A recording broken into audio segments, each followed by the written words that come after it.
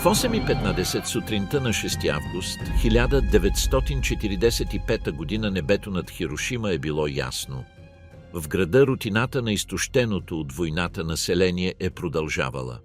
Работници, вървящи към фабрики и офиси, студенти в задачи по мобилизация, семейства, грижещи се за най-необходимото в среда на нормиране и периодични въздушни тревоги. Никой не е предполагал, че само след секунди този ден ще остане белязан като исторически прелом. На голяма височина американски бомбардировач Би-29 се е приближил с точна цел. Самолетът, известен като Енола Гей, е носел вид товар, който дотогава е съществувал само в изчисления, лаборатории и тестове. Уранова бомба с прякор Little Boy. Бомбата е била пусната и се е спускала в продължение на десетки секунди, докато се взриви на около 600 метра над градския център.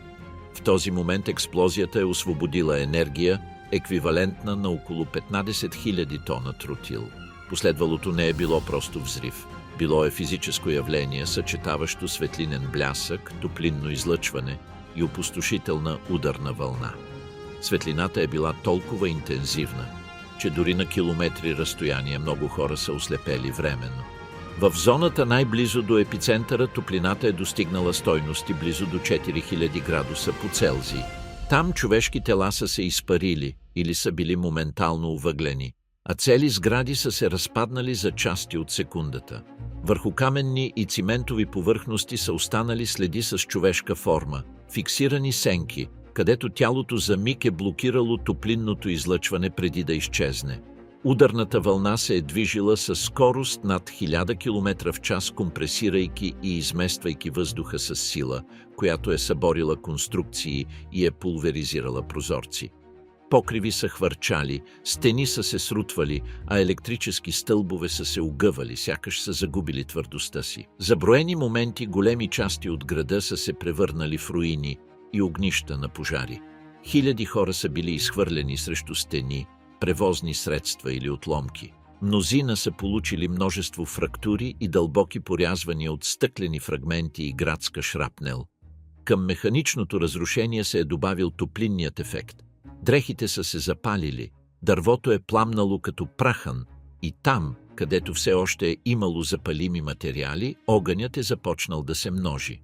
По-малко от 3 дни по-късно, на 9 август 1945 година, пристанищният град Нагасаки се е изправил пред подобна трагедия. Там е бил използван Фатман, бомба с плутониево ядро, с прогнозна мощност около 21 000 тона тротил. Планинската география и затворените долини частично са ограничили равномерното разпространение на вълната, но не са предотвратили опустошението. Цели квартали са били заличени, пожари са се разпространили по склоновете и хиляди хора са загинали или са били ранени за броени минути. В област Ураками разрушенията са били особено тежки, а прекъсването на пътища, комуникации и основни услуги е изолирало цели райони точно когато достъпът за помощ е бил най-необходим. И в двата града тишината след взрива е имала тежест, която е трудно да бъде описана. Това не е било спокойствие, било е странна празнота, прекъсвана от писъци, от пращането на пожарите и от закъснялото рухване на отслабени сгради. Тези, които са оцелели близо до детонацията, са излезли с обширни изгаряния. Мнозина са били с вдигната кожа, висяща на ивици и очи, възпалени от блясъка и праха. Други, в шок, са вървели безцелно, голи или полуголи, с дрехи превърнати в увъглени парцали. Объркването е било пълно. В първия момент не е имало общ език, с който да се обясни случилото се. Мнозина са вярвали, че е паднала бомба, огромно по-голяма от предишните. Малцина са си представяли, че опасността продължава във въздуха и на земята. Първоначалната топлина е запалила стотици едновременни пожари. В Хирошима тези огнища в крайна сметка са се слели в огнена буря. Издигащият се въздух е подхранвал течения, които са засмуквали кислород, засилвайки пламъците и задушавайки тези, които са били заклещени сред отломките или в импровизирани убежища. Въздухът е станал негоден за дишане поради дим, прах и фини частици. Освен това е имало йонизиращо лъчение и радиоактивен материал, който не се е виждал, не се е помирисвал и не е бил напълно разбран в тези първи часове. В Нагасаки комбинацията от разрушение и топография е създала зони, където огънят е опустошил всичко с ярост, докато други райони са останали сравнително по-малко засегнати, създавайки карта на контрасти, която не е облегчила човешката трагедия. Пейзажът, който се е появил след преминаването на огненото кълбо и ударната вълна, е приличал на територия без град. Овъглени дървета, стоящи като скелети, реки с тела, завлечени от тези, които са търсили вода или са се опитвали да избягат от жегата, мъртви животни сред димящите останки от жилища. Инфраструктурата е била съсипана. Паднали мостове, усукани железопътни линии, спукани тръби, нефункциониращи гари, прекъснати електрически линии. В един миг градският живот е престанал да съществува като система. Първоначалните данни за загиналите са били непълни, защото са липсвали регистри, защото много жертви са били изпепелени и защото хаосът е попречил на надеждно преброяване. Оценява се, че в Хирошима незабавно са загинали между 70 000 и 80 000 души, а в Нагасаки между 35 000 и 40 000. Но тези цифри не обхващат последващото страдание, нито реалния мащаб на човешките щети. Болниците, в по-голямата си част разрушени или сериозно повредени, са рухнали почти веднага. Лекари и медицински сестри, също ранени, са работили неуморно с минимални ресурси. Липсвали са анестетици, антибиотици, чиста вода, превръзки, а много зали са се били превърнали в руини. В импровизирани зони за оказване на помощ, спешността е била приоритет при невъзможни решения.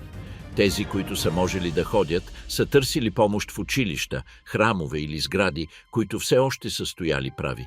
Мнозина са починали часове или дни по-късно, не само от травми и изгаряния, но и от инфекции, дехидратация и липса на основни грижи. Освен това е започнала да се появява озадачаваща картина. Хора, които са изглеждали леко ранени, са се влошавали бързо, с треска, повръщане, диария, кървене и косопат, признаци на това, което по-късно ще бъде идентифицирано като остра лъчева болест. Няколко часа по-късно над райони и в двата града падна черен дъжд, валеж, натоварен с сажди, прах и материали, вдигнати от експлозията и пожарите.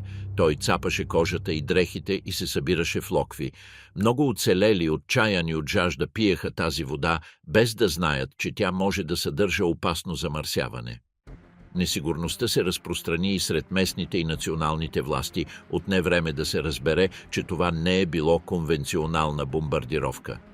Разказите съвпадаха за уникален блясък, мигновена топлина и пълно унищожение.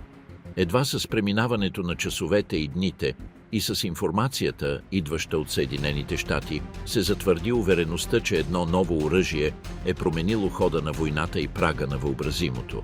На земята някои стенни и ръчни часовници, които устояха на удара, останаха спрели, замразявайки точния час, в който нормалността приключи. Тези неподвижни стрелки не обясняваха нито защо, нито как, но фиксираха един факт. Времето за хиляди хора беше спряло в 8:15 часа, а за други на 9 август, в един миг, който Япония вече не можеше да върне назад. Първите месеци след въздействието на Fat Man и Little Boy. През седмиците, последвали експлозиите, Хирошима и Нагасаки престанаха да бъдат живи градове и се превърнаха в обширни полета от руини и смърт. Димът от пожарите отне дни, за да се разсее напълно, а когато това стана, разкри неузнаваема география.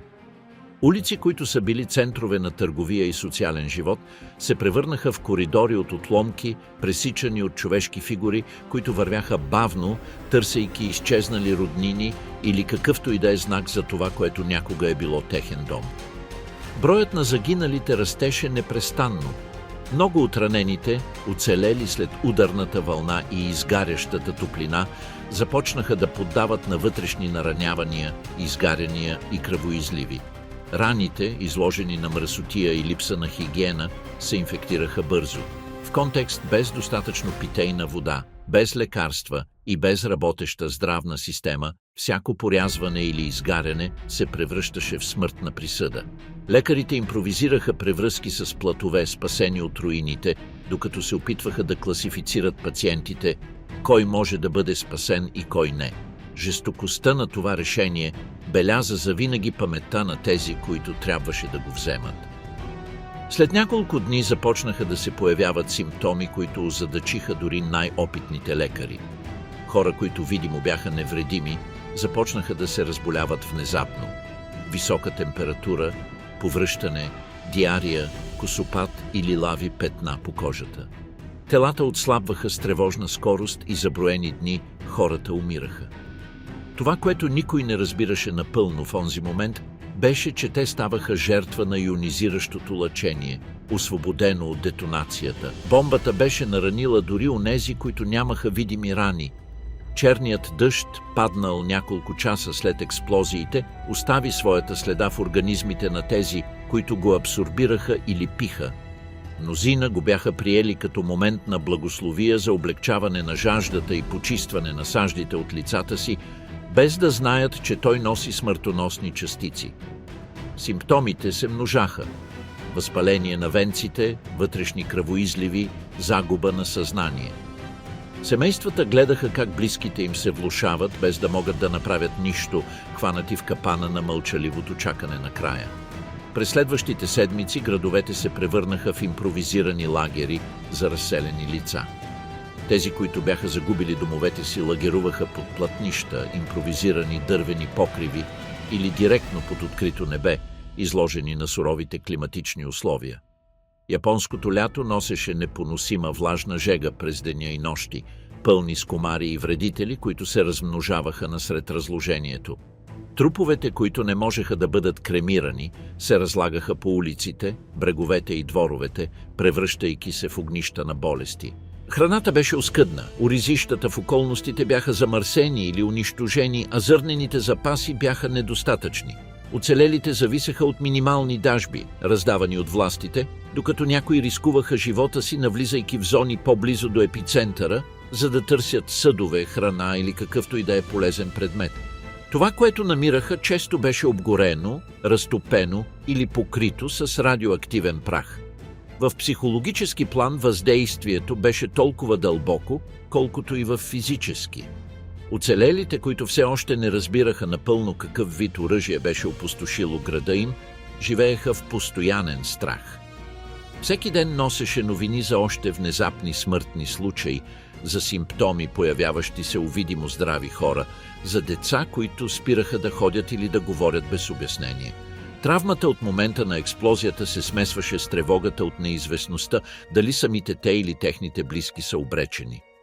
Спасителните дейности, които в първите дни бяха хаотични, скоро се превърнаха в усилия за изваждане на трупове и разчистване на отломки. Войници, пожарникари и доброволци работеха без никаква защита, излагайки се на радиация без да го знаят. Понякога психологическата тежест на задачата беше непоносима, да вдигаш димящи греди и да намираш под тях неузнаваеми хора. Не беше рядкост тези, които помагаха да се разболеят след няколко седмици. В Хирошима спасителните екипи бяха изправени пред почти равен пейзаж на опустошение. Ударната вълна беше изравнила до 13 квадратни километра от града. В Нагасаки разрушението беше концентрирано в долината Ураками, но мащабът на страданието не беше по-малък. Там хълмовете и релефът бяха уловили топлината и дима, умножавайки ефекта от пожарите. Църквите, фабриките и работническите квартали бяха превърнати в почернели руини. Когато август премина в септември и след това в октомври, започнаха да пристигат медицински и научни екипи, за да изследват случилото се. Някои бяха японски, други бяха изпратени от Съединените щати като част от окупацията. Вземаха проби, фотографираха останките, измерваха нивата на радиация. Но тази дейност не означаваше пряка помощ за ранените. Приоритетът беше разбирането на новото оръжие, а не подпомагането на жертвите. За оцелелите това официално безразличие беше още една рана, дълбока и невидима. Настъпването на есента не донесе облегчение.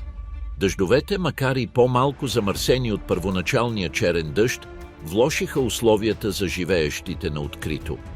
Респираторните заболявания се прибавиха към стомашно-чревните и последиците от изгарянията. Децата, особено уязвими, започнаха да умират в голям брой, жертви на недохранване и инфекции. През първите месеци стана очевидно, че последиците от бомбардировката не се ограничават до момента на експлозията. Ничия земя, опустошителният пейзаж на Хирошима и Нагасаки. Експлозията на атомните бомби в Хирошима и Нагасаки предизвика безпрецедентно в историята градско опустошение. В Хирошима бомбата Little Boy детонира на около 600 метра над центъра на града, освобождавайки енергия, еквивалентна на 15 килотона тротил. Епицентърът се намираше в гъсто населен район, където мрежата от улици и квартали се състоеше предимно от дървени и хартиени жилища, типични за традиционната японска архитектура. Ударната вълна, последвана от екстремна топлина, предизвика почти мигновено изгаряне на тези структури, които пламнаха като факли за броени секунди.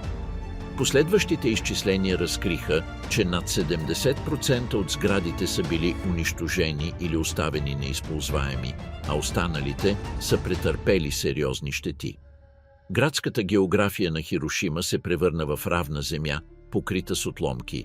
Изкривените трамвайни линии, падналите електрически стълбове и частично срутените мостове бяха метални свидетели за мащаба на бедствието. Само няколко конструкции, основно от стоманобетон, издържаха на ударната вълна достатъчно, за да останат изправени, макар и сериозно повредени. Най-емблематичният пример е сградата на префектурата за насърчаване на индустрията, която бе сведена до железния си скелет и калциниран метален купол. Известна днес като куполът Генбаку или атомният купол, тя се превърна в символ на катастрофата и борбата срещу разпространението на ядрени оръжия. Други сгради, които оцеляха в Хирошима, бяха библиотеката на Търговската камара, банката на Хирошима и болницата на Червения кръст, всяка с истории за лекари и цивилни, които устояха в първите моменти, за да помогнат на ранените, въпреки че вътрешните структури бяха напукани и почернели, градът беше в руини. Приблизително 69% от сградите в Хирошима бяха унищожени. Интересно е, че някои бетонни сгради в Хирошима бяха построени с голяма устойчивост поради постоянния риск от земетресения в Япония и въпреки че рамките им не рухнаха, дори бидейки много близо до епицентъра, стените показаха тежки вътрешни повреди, причинени от нисходящото налягане на експлозията. Тъй като бомбата детонира във въздуха, експлозията бе насочена повече надолу, отколкото настрани, поради което сградата, известна като куполът Генбаку или преименувана след експлозията на куполът на атомната бомба, успя да остане изправена, въпреки че се намираше на само 150 метра от кота нула. В Нагасаки бомбата Fat Man експлодира на по-голяма височина и с мощност, еквивалентна на 21 килотона тротил. Долината, в която бе разположен градът, накара ударната вълна да се насочи по различен начин, концентрирайки унищожението в квартал Ураками и съседните райони. Дървените конструкции бяха изпепелени, докато бетонните сгради най-близо до хипоцентъра се срутиха частично. Въпреки това, катедралата Ураками, един от най-големите католически храмове в Азия, макар и почти напълно разрушена, остави части от камбанарията си и някои стени, превръщайки се в материален остатък от трагедията. Оцеляха също затворът Ураками и някои пристанищни складове, чиято структурна здравина ги защити от пълно срутване. Инженерите и учените, изследвали двата града след капитулацията на Япония, се съсредоточиха върху анализа на причините, поради които някои сгради останаха изправени. Те откриха, че височината на детонацията е била ключова. При взрив във въздуха налягането на вълната се разсейва, въпреки че интензивността бе достатъчна да срине повечето леки конструкции. Качеството на бетона, дебелината на стените и точното разстояние до хипоцентъра определиха вероятността за оцеляване. Парадоксално, някои от останалите прави сгради се превърнаха в импровизирани убежища за оцелелите в следващите дни, въпреки че вътрешната радиация от изложените стени представляваше невидима опасност. Генетични мутации в резултат на облъчване и черния дъжд след бомбардировките. В месеците след експлозиите, когато видимите рани при някои оцелели започват да заздравяват, се появява тих и упорит враг, който не може да бъде видян или усетен, докато не стане твърде късно. Радиацията, освободена от Little Boy и Fat Man, не се разсейва с дима от пожарите или есенните дъждове. Тя остава латентна в земята, в водата и най-вече в човешките тела, които са абсорбирали нейната невидима енергия. Йонизиращото лъчение уврежда клетките, директно разкъсвайки ДНК веригите или генерирайки мутации чрез вътрешни химични реакции. Този процес, незабележим в момента, отприщва цикъл на биологично унищожение, който ще продължи десетилетия. Лекарите, все още без опит в този тип наранявания, са изправени пред смущаващи симптоми: прогресивна загуба на коса, тежка анемия, екстремна крехкост на кожата, спонтанно кървене от носа и продължителна треска без видима причина. Това, което първоначално изглежда като преходна болест, скоро се оказва дългосрочна присъда. Някои от оцелелите, особено тези, които са били на няколко километра от епицентъра, не показват незабавни признаци на увреждане. Те вярват, че са избягали от най-лошата съдба, но вътрешната радиация, абсорбирана чрез вдишване или поглъщане, работи бавно, но неумолимо. Години по-късно те започват да развиват рак на щитовидната жлеза, левкемия и солидни тумори в жизненоважни органи. Честотата на тези заболявания далеч надхвърля обичайните нива в останалата част от страната, което ясно показва, че генетичното увреждане е необратимо. Един от най-разрушителните ефекти е левкемията, която започва да се появява с тревожна редовност между 1947 и 1948 година, особено при деца и юноши, оцелели след експлозията. Имунната система, отслабена от разрушаването на костния мозък, не може да произвежда бели кръвни клетки в достатъчно количество, за да се бори с обикновени инфекции. Много деца умират от настинки, които при нормални обстоятелства биха били безвредни. Детската смъртност рязко скача и семействата, загубили няколко членове по време на бомбардировката, виждат как болестта довършва отнемането им години по-късно. Радиацията засяга не само присъстващите в деня на нападението. Бременни жени, които оцеляват, започват да раждат бебета с вродени малформации, микроцефалия, костни деформации, изоставане в физическото и умственото развитие. Някои се раждат с сърдечни проблеми или с непълно оформени вътрешни органи. Други оцеляват само няколко часа извън майчината утроба. Японската наука по онова време, ограничена от липсата на ресурси и цензурата, наложена по време на окупацията, не успява да документира всички случаи, но моделът е неоспорим. Генетичното увреждане се предава и на следващите поколения. Въпреки че не всички деца на Хибакуша се раждат с видими проблеми, изследвания, проведени десетилетия по-късно, потвърждават увеличаване на честотата на определени наследствени мутации. Тези промени в много случаи остават латентни, но могат да се проявят под формата на хронични заболявания или предразположение към рак в потомството. Кожата, орган изложен директно на топлинна и радиоактивна енергия, претърпява последствия, които продължават цял живот. Много хибакуша развиват кожни лезии, които никога не заздравяват напълно, язви, които се появяват отново от време на време, и зони на хиперпигментация или депигментация, където радиацията е унищожила меланоцитите. В други случаи белезите от изгаряния, получени в деня на експлозията, се превръщат в масивни, втвърдени и болезнени келоиди, които ограничават подвижността и постоянно напомнят за първоначалната травма. Промените в ДНК не се ограничават до предизвикване на рак или деформации. Те засягат и репродуктивната способност. Млади мъже и жени, оцелели с надеждата да възстановят семейния си живот, откриват, че стерилитетът е друга невидима последица от бомбардировката. Някои жени преживяват ранна менопауза, докато при мъжете производството на сперматозоиди е драстично намалено или засегнато от генетични аномалии. На неврологично ниво ефектите също са дълбоки. Радиацията уврежда нервната тъкан при тези, които са получили високи дози, причинявайки гърчове, проблеми с двигателната координация и когнитивен упадък.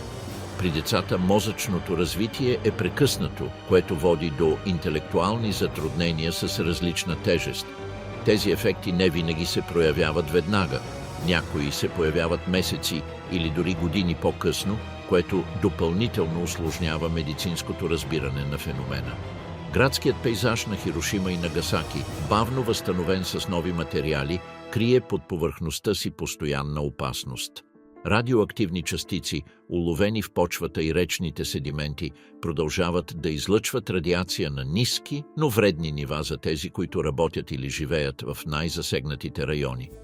Възстановяването на тези пространства в много случаи се извършва без подходящо почистване, излагайки цели поколения на постоянен риск. С изтичането на годините оцелелите разбират, че бомбата не е приключила работата си в деня на детонацията. Тя продължава да действа вътре в тях, променяйки клетките им, отслабвайки защитните им сили, оставяйки следи, които не могат да бъдат изтрити. Невидимият враг е по-жесток от първоначалната експлозия, защото не унищожава в един миг. Той изтощава бавно, крадейки сила, надежда и време. Радиацията не прави разлика между войници и цивилни, между млади и стари, между тези, които са били в града по дълг или случайно. Това е присъда, която се прилага еднакво, но чието ефекти варират непредсказуемо. Някои хора живеят десетилетия с относително добро здраве, докато други, изложени на подобни дози, умират за няколко години. Този произволен характер увеличава страха, защото никой не може да предскаже съдбата си. Дълбоката психологическа травма, която се настани в обществото след бомбардировките. За много от оцелелите от Хирошима и Нагасаки най-непосилната тежест не беше физическата болка, а невидимият товар на травмата. Моментът на експлозията, с нейната ослепителна светлина и невъзможен за описание грохот, остана запечатан в съзнанието им като постоянен белег. Тези образи на хора, превърнати в силуети, сгради, рухващи за една секунда, горящи тела, се връщаха отново и отново, без предупреждение, дори десетилетия по-късно. Споменът за изгарящата жега, смазващия натиск на ударната вълна и раздиращите писъци на онези, които умоляваха за помощ, формираха повтаряща се последователност в кошмарите на Хибакуша. Мнозина се събуждаха посред нощ облени в пот, убедени, че експлозията току-що се е повторила. Чувството за уязвимост беше абсолютно. Ако едно невидимо оръжие можеше да унищожи всичко за миг, кое място на света можеше да се счита за безопасно? Травмата не се ограничаваше до спомена за преживяното, но и до начина, по който трябваше да се продължи напред в една опустошена среда. В деня след бомбардировката, оцелелите трябваше да преминават през улици, пълни с тела, да избягват димящи останки и да понасят миризмата на изгоряло месо. Мнозина търсеха сред развалините роднини или приятели, намирайки вместо тях неузнаваеми тела или човешки фрагменти. Тези преживявания, повтаряни в продължение на седмици в работата по спасяване и погребване, оставиха дълбоки емоционални последици. Концепцията за вината на оцелелия се настани силно сред Хибакуша.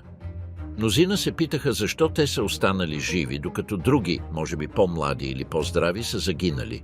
Това чувство, придружено от безсилието, че не са успели да спасят всички, доведе до мълчаливи депресии и тенденция към социална изолация.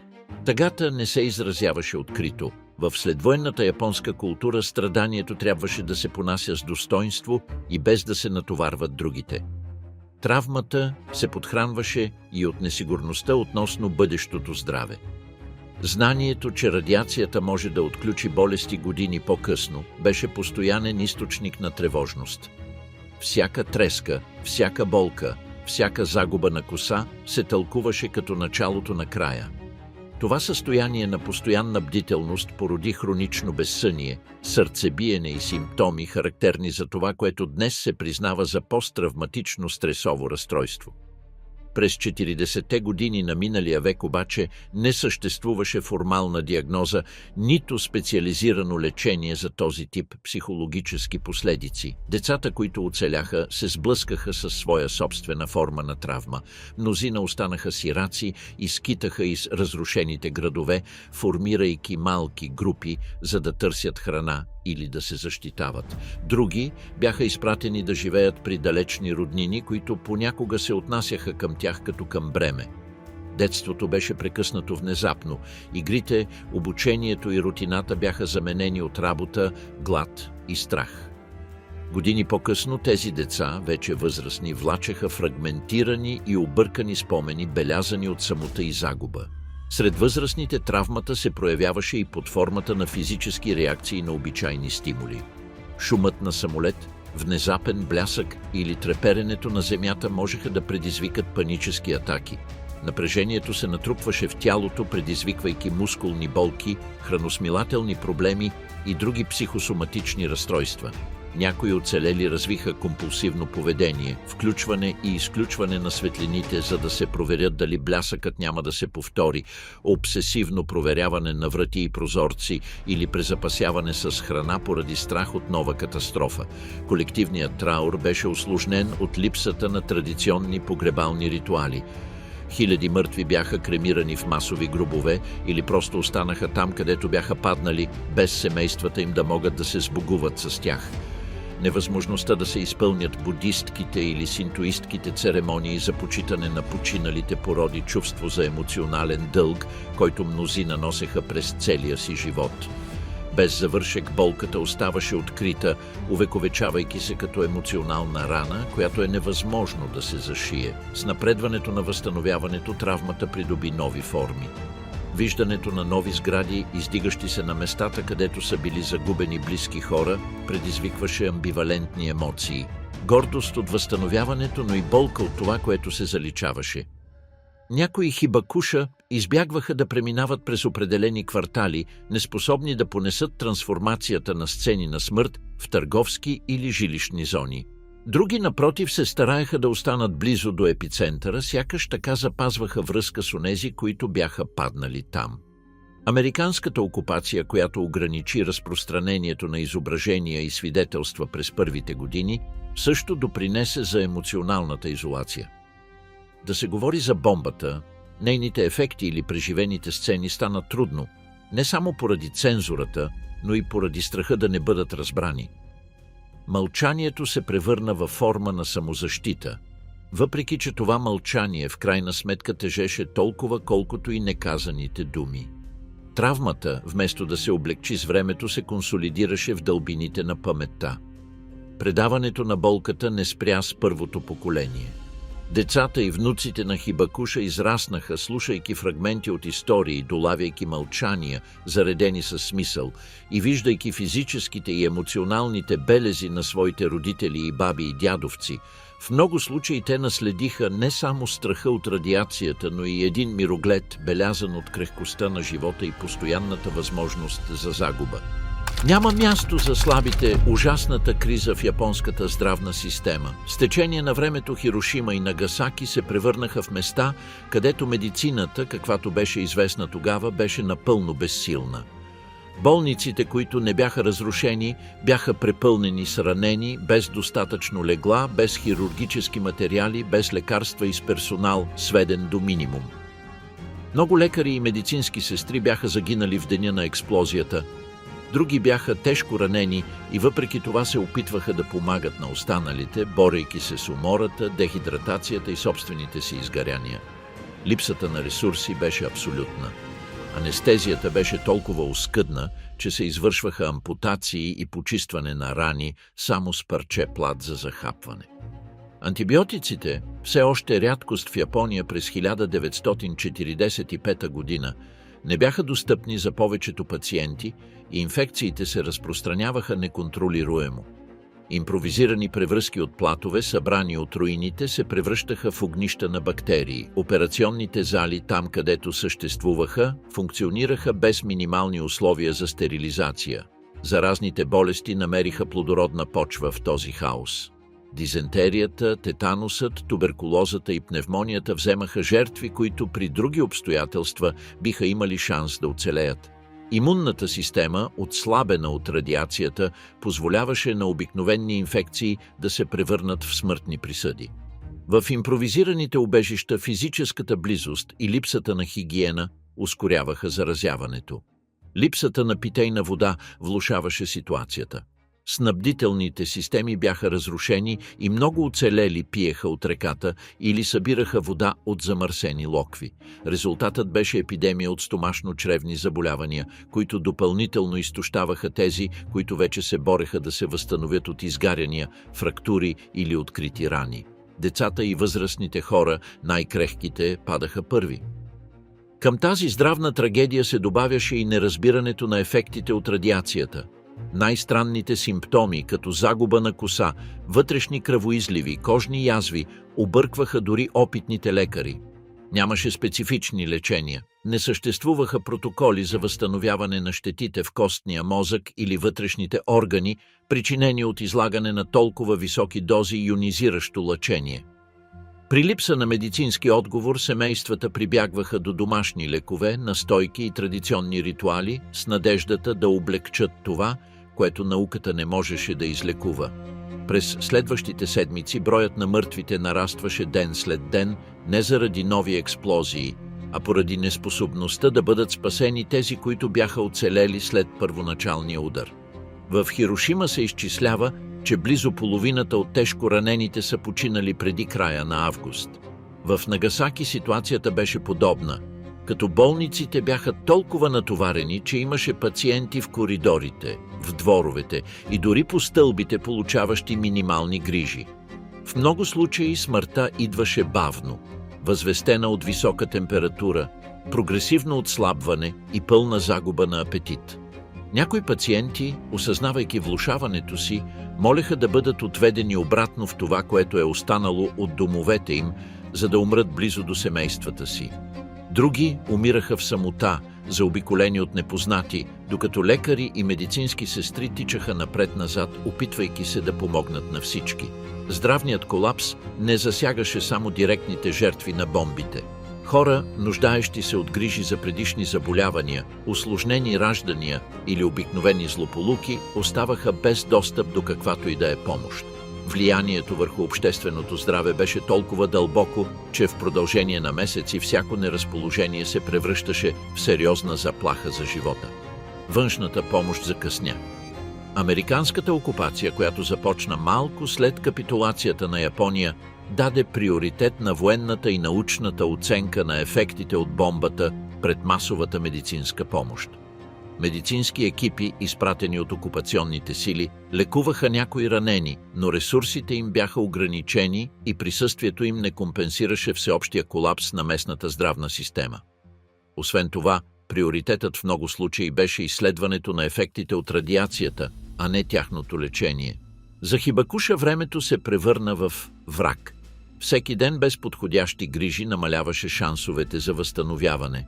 Дълбоките изгаряния, които не бяха лекувани, развиваха инфекции, които се разпространяваха в кръвта, причинявайки фатални сепсиси. Откритите фрактури, без подходяща операция или почистване, гангренясваха, което водеше до спешни ампутации, които без анестезия или антибиотици носеха висок риск също да завършат със смърт. Болката, както физическа, така и емоционална, се засилваше на местата, където семействата не можеха да се грижат за своите ранени. В някои случаи липсата на сили за транспортирането им до болница ги оставяше неподвижни в разрушените им домове, заобиколени от мухи и без друго облегчение, освен малко вода или влажна кърпа на челото. Чувството за безпомощност за онзи, който виждаше любим човек да умира така, беше толкова опустошително, колкото и болката на ранения. Липсата на специализирано лечение означаваше също, че много физически последици останаха некоригирани. Оцелели с обширни изгаряния останаха белязани за цял живот, с белези, които ограничаваха движението или причиняваха хронична болка.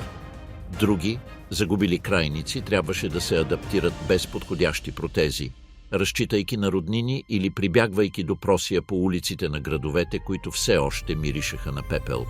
Хибакуша – зловещата история на оцелелите, които претърпяха дискриминация. След първоначалния ужас и дългата поредица от смъртни случаи поради рани и болести, Хибакуша – името, с което започват да идентифицират оцелелите от Хирошима и Нагасаки, се изправят пред различен враг, потих и разяждащ – социалното отхвърляне.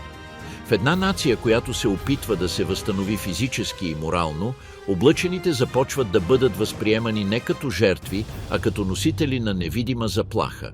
Страхът от радиацията е дълбок и до голяма степен подхранван от дезинформация. Не се е знаело точно как се предават нейните ефекти. Мнозина са вярвали, че хибакуша могат да заразят с радиация хората около тях, било то чрез физически контакт, съжителство или дори само чрез близост.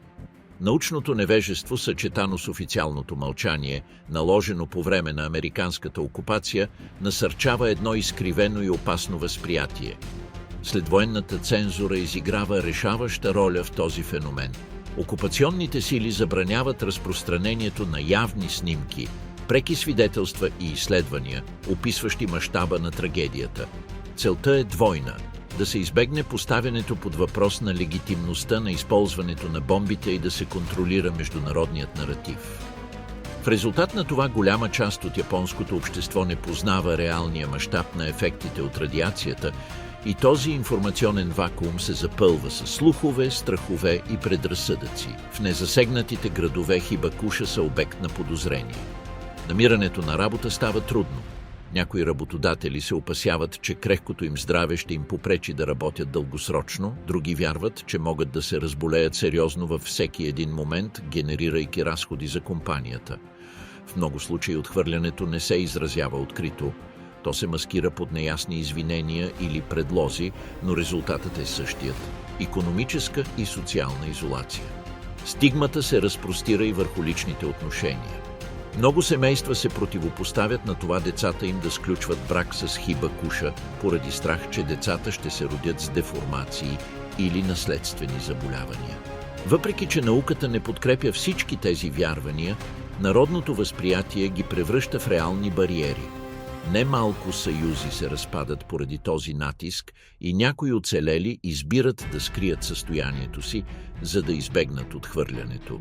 В Хирошима и Нагасаки дискриминацията не идва само от онези, които живеят далеч.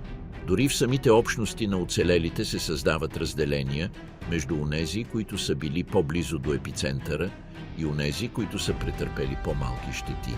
Степента на излагане се превръща в невидими етикет, който определя с кого се споделя жилище, храна или работа. Невежеството относно радиацията предизвиква и ирационално поведение. Има хора, които избягват да пият вода или да ядат продукти, произхождащи от бомбардираните зони, вярвайки, че са замърсени завинаги. По пазари и панаири търговци от други региони отказват да купуват стоки, отгледани в околностите на Хирошима или Нагасаки, което допълнително обеднява местните фермери и увековечава икономическата маргинализация. Тази стигма не само засяга практическия живот на хибакуша, но и влошава техните емоционални последствия. Самото оцеляване вече означава носене на непоносими спомени и страх от болест. Към това се добавя тежестта да бъдеш възприеман като заплаха или социално бреме. Мнозина се оттеглят в затворени кръгове, ограничавайки взаимодействията си до необходимия минимум и избягвайки да говорят за преживяното. Мълчанието, наложено първо от цензурата, а след това от страха от отхвърляне, се превръща в втора присъда. Официалната дезинформация има продължителен ефект. В продължение на години японското правителство не прилага ясни публични политики за защита и грижа за хибакуша. Първите икономически и медицински помощи закъсняват и в някои случаи са обусловени от доказване на директно излагане на бомбата, което поражда спорове и подозрения сред самите оцелели. Борбата за законово признаване и компенсация ще продължи десетилетия, принуждавайки мнозина да преживяват отново травмата си в студени и продължителни бюрократични процеси. Междувременно научните изследвания, проведени от американски и японски екипи, въпреки че напредват в разбирането на ефектите от радиацията, не винаги се превеждат в образователни кампании за широката общественост. Знанието остава затворено в технически доклади и лаборатории, докато населението продължава да подхранва митове и страхове. От края на 1940-те години някои хибакуша започват да се организират в асоциации, за да защитават правата си и да разпространяват вярна информация за ситуацията си. Въпреки това, културната съпротива срещу откритото говорене за бомбата затруднява тези усилия. В страна, белязана от поражение и национално унижение, мнозина предпочитат да гледат напред и да избягват всичко, което напомня за разрушението. Стигматизацията на облъчените не се ограничава само до непосредствения следвоенен период. Дори десетилетия по-късно, през 1960-те и 1970-те години, продължават да съществуват случаи на трудова и социална дискриминация срещу оцелелите. Въпреки че законите за компенсация се подобряват с времето, тежестта на културния предразсъдък не изчезва напълно и някои хибакуша избират да умрат, без да разкрият историята си, за да защитят децата и внуците си от социалните последици. Трудностите на политиката и кризата на японската инфраструктура. В победената Япония през 1945 година тежестта на атомните бомби не пада само върху разрушените градове и телата на оцелелите. Тя пада и върху отслабената политическа мрежа, принудена да управлява безпрецедентна катастрофа насред чуждестранна окупация и пълен икономически и социален колапс. Въпросът за Хирошима и Нагасаки се превръща още от първия момент в неудобен проблем, с който японското правителство не е в състояние да се справи открито и ефективно. Безусловната капитулация, подписана на 2 септември 1945 година, поставя Япония под властта на главната квартира на върховния командващ съюзните сили, ръководена от генерал Дъглас Макартър. Това военно-окупационно правителство има абсолютен контрол над администрацията, комуникациите и обществените политики. Всеки опит на Япония да се заеме с последствията от бомбите е подлежал на одобрение или цензура от страна на американските власти. В този контекст приоритетите на окупацията са ясни – стабилизиране на страната, избягване на социален колапс и преди всичко гарантиране, че Япония няма да се превърне отново във военна сила. Хуманитарните въпроси, проистичащи от бомбите, остават на заден план пред тези стратегически цели. Хирошима и Нагасаки се превръщат в обекти от научен и военен интерес, а не в сценарии за приоритетно внимание към техните жители. Контролът върху информацията е една от първите пречки. От първите дни SCAP налага строги ограничения върху японската преса, забранявайки публикуването на явни снимки от ефектите на бомбите и ограничавайки разпространението на преки разкази на хибакуша. Целта е да се предотврати оспорването на легитимността на използването на тези оръжия от международното обществено мнение и особено от японското. Това има опустошителен ефект върху способността на оцелелите да направят ситуацията си видима и да окажат натиск за помощ. Японското правителство, отслабено и под чуждестранен надзор, няма автономия да разработва програми за подпомагане. Дори местни инициативи като временни болници или кампании за раздаване на храна се сблъскват с бюрократични пречки и сурови бюджетни ограничения. Възстановяването на Хирошима и Нагасаки започва бавно, но без цялостен план, който да обхване здравното и социалното измерение на катастрофата. В продължение на години градовете съжителстват с видими руини, импровизирани жилища и инфраструктура, неспособна да издържи цялото разселено население. Липсата на ресурси не е единственият проблем. Съществува и политическо нежелание да се говори открито за последствията от бомбата, отчасти за да не се обтягат отношенията с САЩ и отчасти защото самото японско ръководство е заинтересовано да проектира образ на бързо и подредено възстановяване. Публичното признаване на мащаба на бедствието би означавало да се признае, че десетки хиляди граждани продължават да живеят в несигурни условия, болни и маргинализирани, което би могло да подкопае колективния морал и легитимността на новия политически ред. В международен план Хирошима и Нагасаки се превръщат в символи, с които Япония не може да борави свободно. За някои страни те са доказателство за бруталността на модерната война и необходимостта от забрана на ядрените оръжия.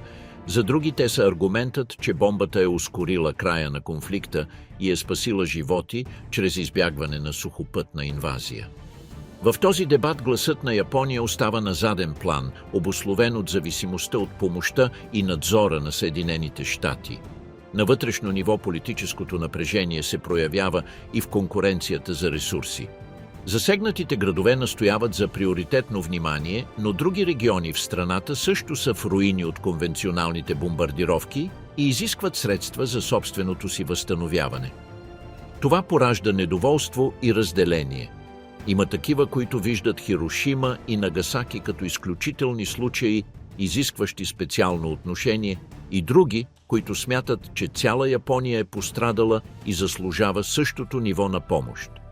Законовото признаване на Хибакуша като група с специални права отнема години. Едва през 50-те години започват да се прилагат закони за покриване на медицинските им разходи и предоставяне на обезщетения. И дори тогава процесът е белязан от ограничителни критерии, които оставят извън обхвата много оцелели. Фактът, че трябва да се докаже пряко излагане на бомбата за достъп до определени облаги, създава студена и дистанцирана бюрокрация, която принуждава засегнатите да преживяват травмата си при всяка процедура. Междувременно ядрените сили използват данните, получени от Хирошима и Нагасаки, за да прецизират своите оръжейни програми. Проучванията върху ефектите от радиацията, финансирани и контролирани от Съединените щати чрез Комисията за жертвите на атомната бомба, имат двойна цел – разбиране на рисковете за здравето и същевременно получаване на стратегическа информация за бъдещи военни разработки. За Хибакуша това означава, че тяхното страдание е обект на анализ, но не непременно на решения. Политическата трудност да се справят с последствията от Хирошима и Нагасаки се корени не само във външната зависимост, но и в напрежението между паметта и забравата. От една страна има сектори на обществото и политиката, които искат да запазят спомена като предупреждение срещу ядрената война. От друга страна съществува натискът за движение напред, възстановяване и оставяне на миналото зад гърба, дори ако това означава да се заглушат гласовете на тези, които все още живеят под сянката на радиацията. В този нестабилен баланс Хибакуша се превръщат в неудобни свидетели за държавата. Самото им съществуване напомня за глава, която мнозина искат да затворят. Изгубената чест, капитулацията на Япония и неудобната фигура на император Хирохито. След атомните бомби и обявяването на война от Съветския съюз срещу Япония на 8 август 1945 година, японското военно ръководство се изправя пред безпрецедентна дилема. Най-радикалните сектори на генералния щаб настояват за продължаване на борбата, надявайки се да нанесат достатъчно жертви на евентуална съюзническа инвазия, за да договорят по-добри условия. Стратегическата реалност обаче е неизбежна. Американската военноморска и въздушна мощ е намалила отбранителния капацитет на страната до минимум, а заплахата от нови атомни бомби, заедно с съветското настъпление, анулира всяка възможност за продължителна съпротива. Император Хирохито, централна и божествена фигура според японската държавна идеология, скъсва с традицията да се въздържа от преки политически решения. На заседание на Върховния съвет за ръководство на войната той изразява желанието си да приеме капитулацията съгласно условията на Потсдамската декларация, при условие, че императорската институция бъде запазена. Тази лична намеса е решителна, тъй като много военни командири се вкопчват в идеята за последна битка на национална територия. Записаната реч на Хирохито, запомнена като историческата Jewel Voice Broadcast или речта на скъпоценния глас, е излъчена по радиото на 15 август 1945 година, отбелязвайки първия път, когато гласът на императора е чут от неговия народ. Използвайки церемониален и архаичен език, той не споменава директно думата «капитулация», но дава да се разбере, че Япония трябва да изтърпи непоносимото, за да спаси животи и да позволи възстановяването на страната. За да разберем сериозността на съобщението, ще транскрибираме частта, която шокира японското общество, когато императорът съобщава, че ние анализирахме задълбочено общите световни тенденции и настоящата ситуация в империята и решихме да предприемем извънредни мерки за прекратяване на тази ситуация. С настоящото информираме нашите лоялни и предани подданици. Наредихме на имперското правителство да съобщи на правителствата на Съединените щати, Великобритания, Китай и Съветския съюз, че империята приема условията на тяхната съвместна декларация. Борбата за благоденствието на нашите подданици и споделянето на просперитета и щастието на всички нации е свещен дълг, наследен от нашите имперски предци и водещ принцип, който защитаваме. Всъщност, нашето решение да обявим война на Съединените щати и Великобритания беше взето с искреното намерение да гарантираме самосъхранението на империята и стабилността в Източна Азия. Никога не е било наше желание да нарушаваме суверенитета на други нации или да разширяваме територията си. След това главата на Японската империя, една от най-гордите нации, които слънцето е огрявало, обявява, че всичко е загубено.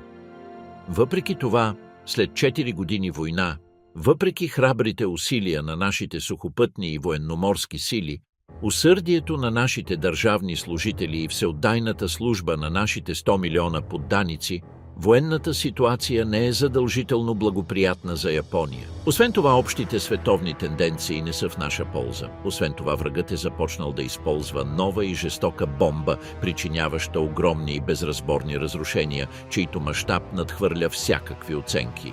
Ако продължим да се борим, това не само ще доведе до колапс и окончателно унищожение на японската нация, но и до пълното изчезване на човешката цивилизация. Как тогава ще защитим милионите си подданици и ще изкупим греховете си пред духовете на моите имперски предци? По тази причина наредихме на империята да приеме условията на съвместната декларация. Вътрешната реакция е сложна. Хиляди войници и офицери, неспособни да приемат поражението, се самоубиват или участват в опити за държавен преврат, за да предотвратят излъчването на имперското съобщение. Излъчването обаче се състоява и в рамките на часове. Повечето японски военни операции прекратяват. На 2 септември 1945 г.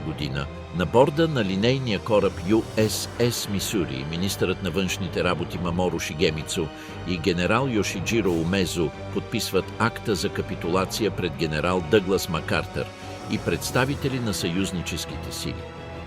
Американската окупация, ръководена от Макартър като върховен главнокомандващ на съюзническите сили, е безпрецедентен опит в модерната история на Япония. Целта й е демилитаризация и демократизация на страната.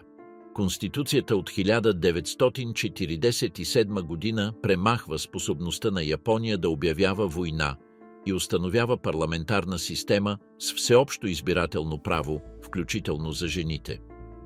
Фигурата на Хирохито е запазена като символ на държавата, но без реална политическа власт и е издадена известната Декларация за хуманност, в която той се отказва от божествения си статут. Материалното и социално възстановяване на окупирана Япония включва разпускане на армията, чистка на милитаристичните лидери, аграрни реформи и въвеждане на образователна система, базирана на демократични принципи. Разрушените от войната градове, особено Хирошима и Нагасаки, се превръщат в епицентри на пацифисткото движение, докато страната започва процес на икономически растеж, който за няколко десетилетия ще я превърне в световна икономическа сила. Герой или злодей? Разказът на Съединените щати за оправдаване на бруталното клане. От момента, в който новината за Хирошима обиколи света, решението за използване на атомната бомба се превърна в един от най-противоречивите актове в съвременната история. За правителството на Съединените щати, ръководено по това време от президента Харисън Труман, официалният разказ трябваше да бъде солиден, ясен и способен да издържи както на международния контрол, така и на вътрешните съмнения. Оправданието беше изградено бързо. Бомбите са били необходими за ускоряване на края на войната и спасяването на стотици хиляди животи, избягвайки наземна инвазия в Япония. Този аргумент, повтарян от висши военни и политически лидери, се основаваше на прогнози, изготвени от американския генерален щаб. Според тези оценки, една конвенционална инвазия, предвидена като част от операцията Downfall, би могла да струва до 1 милион жертви сред американските и японските войници, без да се броят цивилните жертви. Твърдеше се, че бомбата е принудила към бърза и безусловна капитулация, избягвайки много по-голямо кръвопролитие. В официалната риторика Хирошима и Нагасаки не бяха представени като акт на наказание, а като прагматично решение, болезнено, но необходимо, за прекратяване на конфликт, който вече беше коствал десетки милиони животи. Посланието беше подсилено от идеята, че Япония е показала свирепа и дори смъртоносна съпротива, както в битките при Иводжима и Окинава, където японските войски се биеха до последния човек, а цивилните се жертваха, вместо да се предадат. В този контекст използването на най-мощното оръжие, създавано някога, се представяше като единствения начин да се пречупи японската военна воля. Паралелно с това оправданието беше изградено и върху основата на геополитическата мощ. Хвърлянето на бомбите беше насочено не само към Япония, но и към целия свят и по-специално към Съветския съюз, който беше обявил война на Япония на 8 август 1945 година.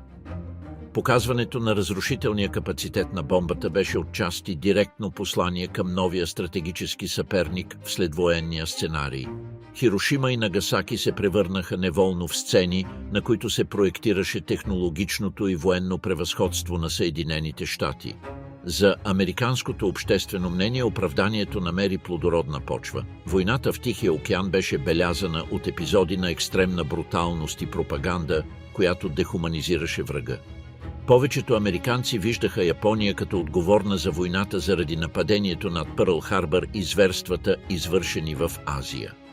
Така, когато Труман обяви бомбардировката на Хирошима в телевизионно изявление, голяма част от населението го прие с облегчение и дори с празненства, тълкувайки, че войната най-накрая е на път да приключи. В Япония обаче разказът беше съвсем различен.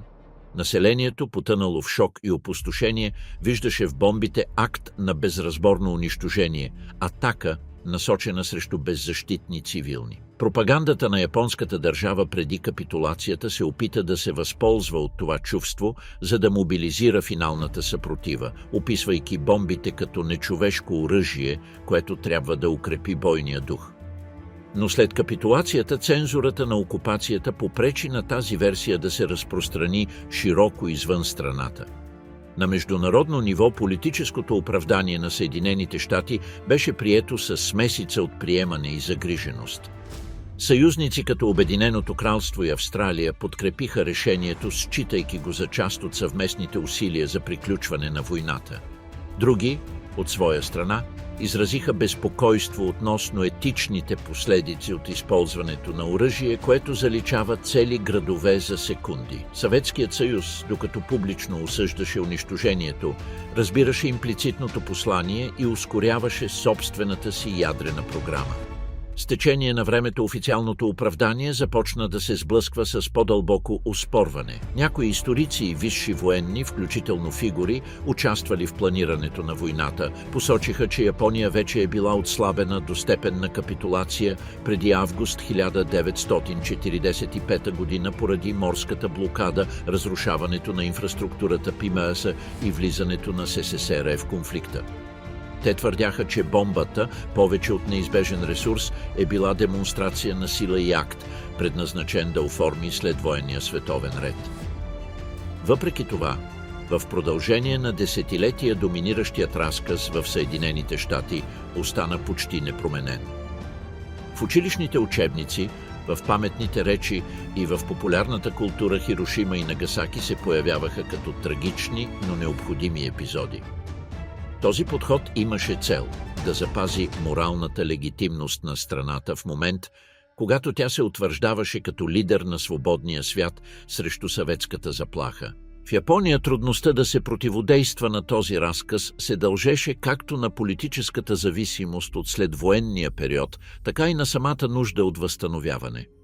Откритият разговор за бомбите предполагаше отваряне на неудобни дебати относно военните и дипломатическите решения на самото японско правителство, което беше удължило войната отвъд всяка надежда за победа. Това частично мълчание остави Хибакуша в неясно пространство, признати като жертви, но рядко поставяни в центъра на глобална политическа дискусия. Международни последици и размисли, оставени от хуманитарната криза. Използването на атомните бомби над Хиросима и Нагасаки отвори по брутален начин нова глава в историята на войната – възможността за унищожаване на цели градове за миг, без разлика между бойци и цивилни. Отвъд политическото и военно оправдание, актът постави етични въпроси от такъв мащаб, пред какъвто светът още не се беше изправил.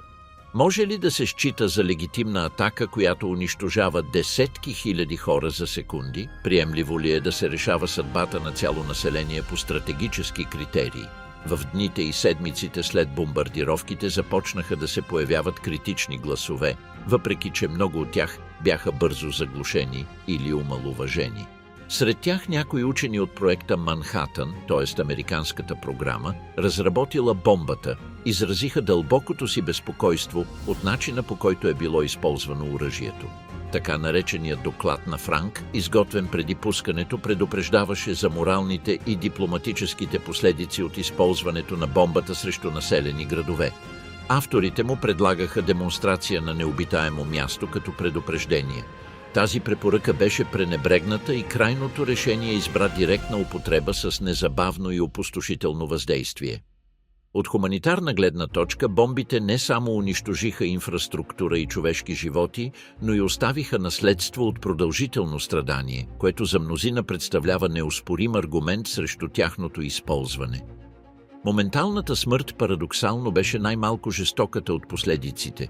Оцелелите се сблъскаха с непоносими изгаряния, смъртоносни болести, вродени малформации в следващите поколения и социална стигма, която ги изолира в продължение на десетилетия. Линията, разделяща военната победа от моралното престъпление, стана опасно размита. В международен план последиците бяха незабавни и сложни. От една страна бомбите ускориха капитулацията на Япония и края на Втората световна война, което за много съюзнически страни потвърди тяхното използване. От друга страна, те породиха нарастваща загриженост за бъдещето на въоръжените конфликти. Ако една нация можеше да заличи градове с една атака, какво щеше да попречи на други да търсят същия капацитет? Хирошима и Нагасаки отбелязаха не само края на една война, но и началото на безпрецедентна надпревара във въоръжаването. Съветският съюз, който влезе във война срещу Япония само ден преди Нагасаки, бързо разбра скритото послание. Атомната мощ не беше само оръжие срещу враг във война, но и инструмент за геополитически натиск. В следващите месеци Москва ускори ядрената си програма, отприщвайки конкуренцията, която щеше да дефинира студената война. Така бомбата се превърна в символ на власт и постоянна заплаха за човечеството. Етичните последици се разпростряха върху международните договори и конвенции.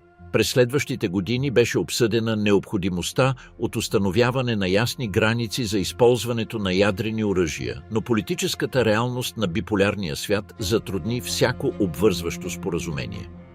Организацията на Обединените нации, създадена през 1945 година с цел насърчаване на мира, много скоро се озова пред дилемата как да се отнася към технология, която предлагаше сдържане и унищожение в еднаква степен. В Япония етичният дебат се преплиташе с националната болка. Градовете Хирошима и Нагасаки бяха бавно възстановени, но също така се превърнаха в центрове на памет и активизъм срещу ядрените оръжия. Всяка годишнина от бомбардировката беше и остава до днес напомняне за това какво е заложено на карта, когато човечеството се опитва да премине определени морални граници. Хибакуша, със своето пряко свидетелство, станаха неволни говорители на послание, което надхвърля японските граници. Предупреждението, че ядрената война не прави разлика между виновни и невинни. Светът обаче не се насочи масово към премахването на този вид въоръжение. Напротив, демонстрацията на сила от 1945 година подтикна няколко държави да разработят свои собствени бомби. Обединеното кралство, Франция, Китай и дори по-малки страни като Израел или Индия с времето се присъединиха към списъка на нациите с ядрен капацитет. Етиката остана подчинена на стратегическата логика. Притежаването на бомбата се превърна в гаранция за международен респект и сигурност срещу външни заплахи. Липсата на хуманитарни съображения през 1945 година отвори дебат, който продължава и днес. Някои защитници на решението настояват, че използването на бомбите е спасило животи чрез избягване на сухопътна инвазия. Критиците им отговарят, че военната цел е можела да бъде постигната с други средства и че изборът на гъсто населени градове за мишена е бил по същество акт на масово изтребление. Между двете позиции се простира сива зона, в която историята, политиката и етиката се преплитат неразривно. В този смисъл Хирошима и Нагасаки са повече от исторически епизоди. Те са постоянни предупреждения. Те са доказателство, че човечеството, достигайки нови нива на разрушителна мощ, е изправено и пред морални дилеми, които не могат да бъдат решени само с стратегически изчисления. Изображенията на тела, сгради, превърнати в прах и поколения, белязани от радиацията, продължават да отправят въпроси към нациите, напомняйки им, че военната победа не винаги е еквивалентна на справедливост или легитимност.